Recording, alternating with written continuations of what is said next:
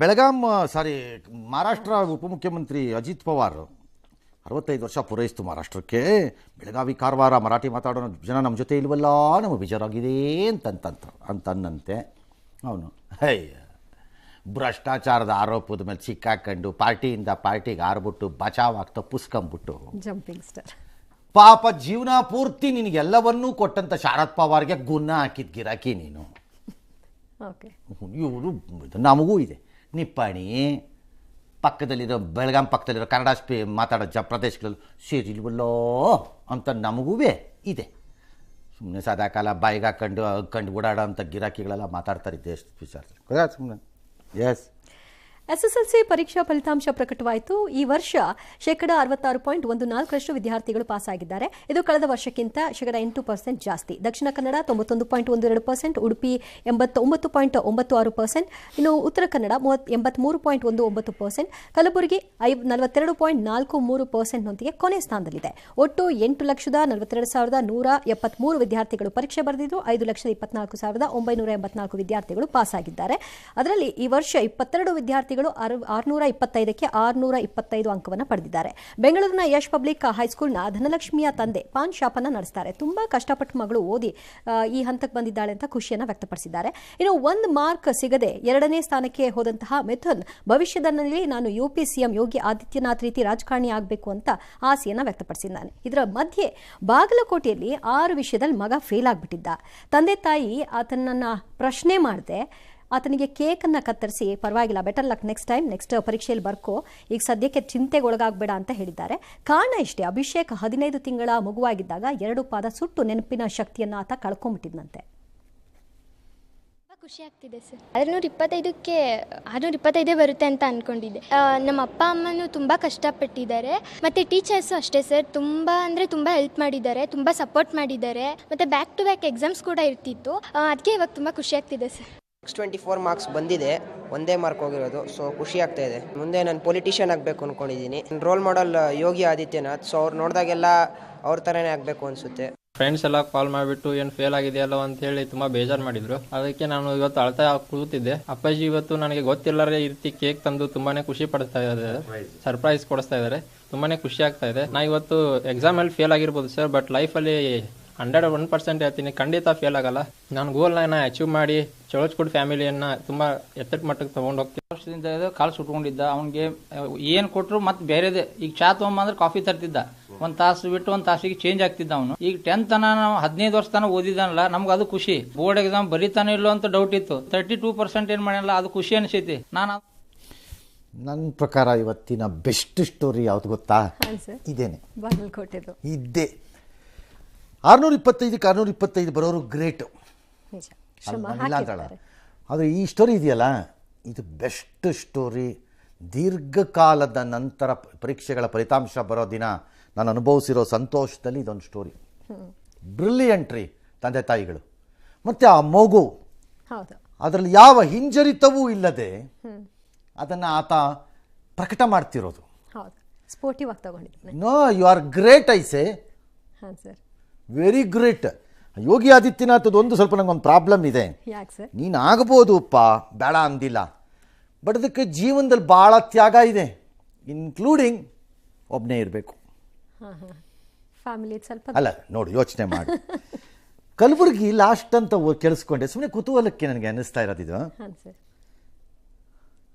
This is all ಪ್ರಿಯಾಂಕು, Dharam Singh ಮಕ್ಕಳು ಎಲ್ಲ ಇದ್ದೀರಿ ಅಲ್ಲಿ. ಎಷ್ಟೊಂದಿದೆ ವ್ಯವಸ್ಥೆ ಎಲ್ಲ. ಕಲಬುರ್ಗಿನ ಇಂಪ್ರೂವ್ ಮಾಡೋಕ್ಕಾಗ್ತಿಲ್ವಾ ಯಾರ ಕೈಲುವೆ? ಯಾಕೆ ಆಸಕ್ತಿ ಆ ಕಡೆ ಹೋಗ್ತೀವಿ? ಏನಪ್ಪ ಏನೋ ಇಟ್ಸ್ ಆಲ್ ರೈಟ್ ಅನ್ನೋ ಸುಮ್ಮನೆ ನೋಡಿದ್ನಲ್ಲ ಹಂಗೆ ಅನಿಸ್ತು. ಎಸ್ ಆಯ್ತು. ರಾಜ್ಯದ 22 ಜಿಲ್ಲೆಗಳಲ್ಲಿ ಮೇ 7ರವರೆಗೆ ಮಳೆ ಆಗುತ್ತೆ ಅಂತ ಹವಾಮಾನ ಇಲಾಖೆ ಮುನ್ಸೂಚನೆ ಕೊಟ್ಟಿದೆ. ಬೆಂಗಳೂರಿನಲ್ಲಿ ಸಂಜೆ ಭಾರಿ ಮಳೆ ಆಯಿತು, ಹಲವು ಕಡೆ ಅವಾಂತರಗಳು ಕೂಡ ಸೃಷ್ಟಿಯಾಯಿತು. ನಿನ್ನೆ ರಾತ್ರಿ ಕತ್ರಿಗುಪ್ಪೆಯಲ್ಲಿ ಮರ ಬಿದ್ದು ಆಟೋ ಚಾಲಕ ಸಾವನ್ನಪ್ಪಿದ್ರು. ಆದರೆ ಈವರೆಗೂ ಮೃತದೇಹವನ್ನು ಕುಟುಂಬಸ್ಥರು ತೆಗೆದುಕೊಂಡು ಹೋಗಿ ಬಂದಿಲ್ಲ, ಯಾಕಂದ್ರೆ ಯಾರು ಇಲ್ವಂತವರೊಬ್ಬರೇ ಅಂತೆ. ಕಿಮ್ಸ್ ಆಸ್ಪತ್ರೆಯಲ್ಲಿ ಶವ ಇದೆ. ಉಳಿದಂತೆ ಹಾಸನ, ಚಿಕ್ಕಮಗಳೂರಿನ ವಿವಿಧೆಡೆ ಮಳೆಯಾಗಿದೆ. It's all right. ಆತ ಆಟೋ ರಿಕ್ಷಾ ಅದೇ ನನ್ನ ನಂಬರ್ದೇನೋ ತೊಂದರೆ ಅನ್ಕೊಂಡಲ್ಲ, ಅದೇ ತಾನೇ ನೆನ್ನೆದು. ಅವನಿಗೆ ತಂದೆ ಇಲ್ಲವಂತೆ, ತಾಯಿ ಇಲ್ಲವಂತೆ, ಏನು ಇಲ್ಲವಂತೆ, ಮದುವೆ ಆಗಿಲ್ವಂತೆ. ತನಗೆ ತಾನು ದುಡ್ಕೊಂಡು ಅವನು ಏಕಾಂಗಿಯಾಗಿ ಪಾಪ ಜೀವನ ಮಾಡ್ತಿದ್ದ ಅಂತ ಒಪ್ಕೊಳ್ಳೋಣ. ಯಾರೋ ರಿಲೇಟಿವ್ ಇದಾರಂತೆ, ಅವ್ರು ನಮಗೂ ಅವ್ರಿಗೂ ಸಂಬಂಧ ಇಲ್ಲ ಸರ್, ಎಷ್ಟೋ ವರ್ಷ ಆಗೋಯ್ತು, ಕಾಂಟ್ಯಾಕ್ಟ್ ಬಿಟ್ಟೋಗಿ ಅಂತ ಹೇಳಿದಾರಂತೆ. ದಟ್ಸ್ ಆಲ್ಸೋ ಫೇರ್, ಬಿಟ್ಬಿಡಿ. ನಾಳೆವರೆಗೂ ನೋಡಿ ಪೊಲೀಸ್ನವರು ಕ್ರಿಮೇಷನ್ ಮಾಡ್ತೀವಿ ಅಂತಿದ್ದಾರಂತೆ. ಹೇಳ್ತಿದ್ದಾರೆ. ಆಟೋ ಚಾಲಕರ ಸಂಘ ಅಂತ ಏನು ಬಣ್ಣ ಬಣ್ಣದ ಇದರಲ್ಲಿ ಬರ್ಕೋತಿರಲ್ಲ, ನಾಚಿಕೆ ಕೆಟ್ಟವ್ರು ತಂದು ಆಟೋ ಚಾಲಕರ ಸಂಘಗಳು. ಅವ್ನು ನಿಮ್ಮ ಯಾವುದೇ ಸಂಘದ ಸಂಘ ಮೆಂಬರ್ ಅಲ್ಲದೆ ಇರ್ಬೋದು. Don't you people have that? ಇಷ್ಟೇನ ನಿಮ್ಮ ಆಟೋ ಚಾಲಕರ ಸಂಘದ ಘನತೆ ಬೆತ್ತ ಒಗ್ಗಟ್ಟು ಬೋರ್ಡ್ ಹಾಕೊಂಡು ನಿಂತ್ಕೋತಾರೆ. ಸೌಹಾರ್ದ ಅದು ಇದು, ಓಹೋ ಇದು ಸೌಹಾರ್ದ.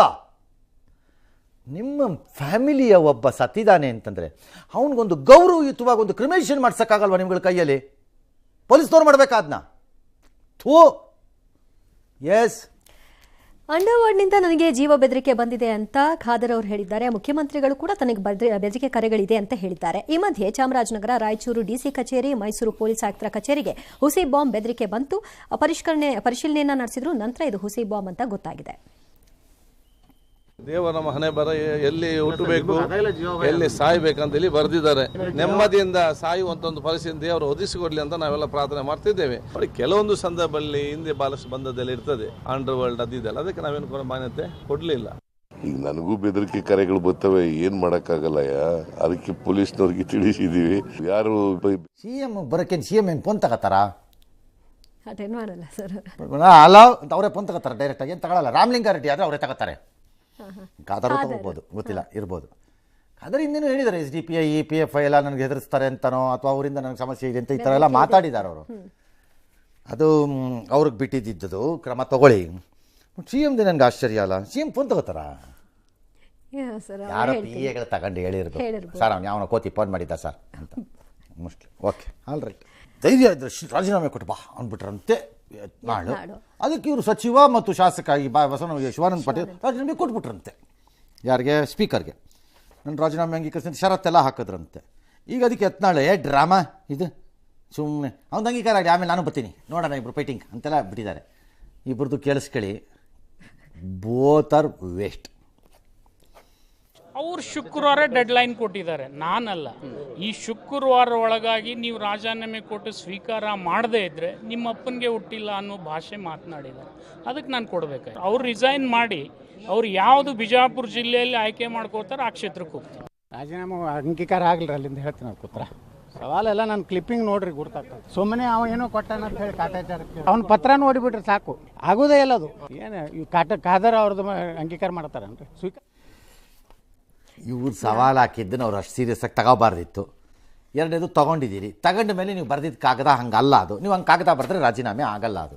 ಅವ್ರಿಗೆ ಇವ್ರು ಕೊಡ್ತಾರೋ ಇಲ್ವೋ ಅನ್ನೋ ಡೌಟ್ ಅಲ್ಲ. ಷರತ್ತಿಟ್ಕೊಂಡು ರಾಜೀನಾಮೆ ಕೊಡೋದು. ಖಾದರ್ ಅವರು ನಾನು ಇಬ್ಬರನ್ನೂ ಖರ್ಚು ಮಾತಾಡ್ತೀನಿ. ಅವರು ಶಿವಾನಂದ ಪಾಟೀಲ್ ರಾಜೀನಾಮೆ ಅಂಗೀಕರಿಸಿಲ್ಲ. ಕಾರಣ ಇದು ಅವ್ರು ಯತ್ನಾಳಿನೂ ಕೊಟ್ಟಿರಂತೆ, ನಿಮ್ದು ಅಲ್ಲ ಅದು ಕೆಲಸ, ಸ್ಪೀಕರ್ದು. ಏನು ಮಾಡಿದ್ದಾರೆ ಕಾನೂನು ಪ್ರಕಾರ ಏನು ಮಾಡಬೇಕು ಅದು ಮಾಡ್ಕೊಳ್ಳಿ. ಈ ರೀತಿ ಷರತ್ತು ಪರತ್ತು ಎಲ್ಲ ಹಾಕ್ಬಿಟ್ಟು ಕೊಟ್ಟರೆ ಯಾವ ಸ್ಪೀಕರು ತೊಗೊಳ್ಳಲ್ಲ ರಾಜೀನಾಮೆ. ಹಂಗಾಗಿ ಆ ಕಾಗದ ಅದಕ್ಕೆ ಸೈನ್ ಹಾಕಿದ್ದು ಇವತ್ತು ಬೆಳಗ್ಗೆಯಿಂದ ನಡೆದಿದ್ದ ಸುದ್ದಿ ಇದೆಲ್ಲ ಬೋಗಸ್ಸು. ಸುಮ್ಮನೆ ನಿಮ್ಮ ತೆವಲ್ ತೀರ್ಕೊಂಡಿದೆ ಅಷ್ಟೇ. ಎಸ್. ಪ್ರಧಾನಿ ಮೋದಿ ಕೇರಳದ ವಿಳಿಂಜಂ ಅಂತಾರಾಷ್ಟ್ರೀಯ ಬಂದರು ಉದ್ಘಾಟಿಸಿದ್ರು. ಈ ವೇಳೆ ನನ್ನ ಜೊತೆ ವೇದಿಕೆ ಮೇಲೆ ಪಿಣರಾಯಿ ವಿಜಯನ್ ಮತ್ತು ಶಶಿ ತರೂರ್ ಇದ್ದಾರಲ್ಲ, ಹೀಗಾಗಿ ಹಲವರ ನಿದ್ದೆಗೆಟ್ಟಿದೆ.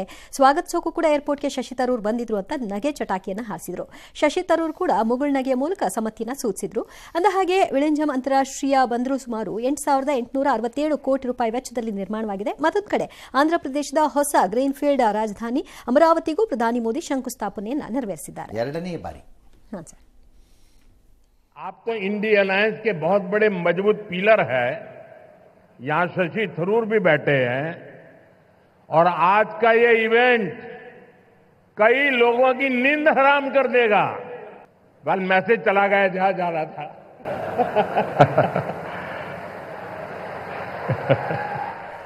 ಇವ್ರು ಪ್ರೈಮ್ ಮಿನಿಸ್ಟ್ರು ಸುಮ್ಮನೆ ಬಿಡಲ್ಲ, ಪಿನ್ ಹೊಡಿತಾ ಇರ್ತಾರೆ. ಬೇರೆ ಹೊಡಿಯಲ್ವಾ ಪಿನ್ನು? ಅವ್ರು ಹೊಡಿತಾರೆ. ಕಾಂಗ್ರೆಸ್ನವ್ರು ಹೊಡೆದ್ರು ಪಿನ್ನು. ಯಾರಿಗೆ ನಿದ್ದೆ ಬರಲ್ಲ, ನಮ್ಗೆ ಯಾಕೆ ಬರಲ್ಲ ನಿದ್ದೆ? ನಿಮಗೆ ನಿದ್ದೆ ಬರಲ್ಲ, ನೋಡ್ತಾ ಇರಿ ಹಂಗೆ ಹಿಂಗೆ ಅಂತ ಅವರು ಬಿಟ್ರು.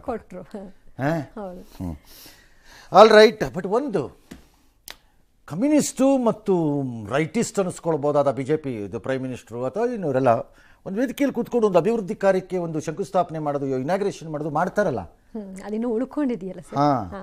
ಇದು ಫಾರ್ಚುನೇಟ್ಲಿ ಲಾರ್ಜ್ಲಿ ಕೇರಳ, ಕರ್ನಾಟಕ, ಇದೆ. ಆಂಧ್ರ ತಮಿಳ್ನಾಡಲ್ಲೆಲ್ಲ ಈ ಪರಿಸ್ಥಿತಿ ಇಲ್ಲ, ಇನ್ನು ಕೇರಳ ಕರ್ನಾಟಕ ಇದ್ದಂಗೆ ಕಾಣಿಸ್ತಿಲ್ಲ. ಎಸ್